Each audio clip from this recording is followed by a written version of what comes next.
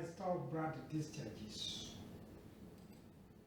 This is video 4 in a series of videos that discusses how to stop bleeding or how to stop blood discharges. In this video, I'm going to cover coughing blood or hemoptysis in dogs. Most dogs discharging blood from the respiratory system, you have had one or more episodes of coughing blood before, and some clients will present a video evidence of the episodes.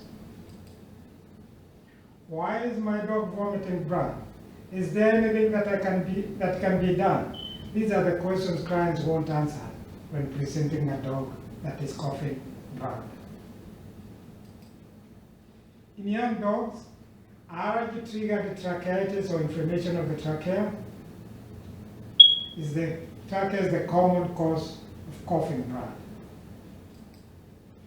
In old dogs, a ruptured and bleeding abscess or tumor could be involved. How do you differentiate acute from chronic hemoptysis? History of the hemoptysis, clinical signs, presence of anemia, incomplete blood count, and chest x-rays to scan for masses will get you close to a diagnosis. How do you treat hemoptysis? Coughing is an instinctive reflex to expel mucus, phlegm, or blood from the airways at the ease breathing, up and down.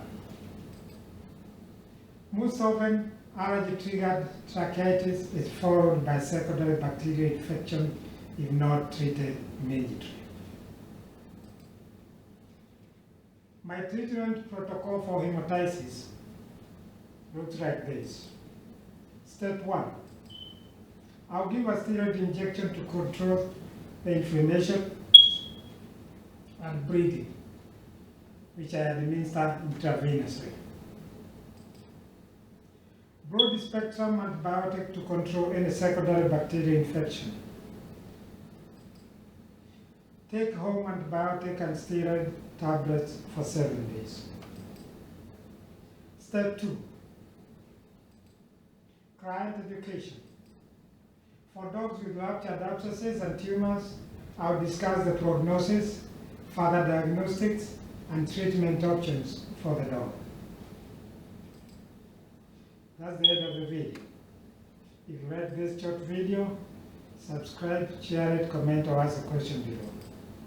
Thank you for watching.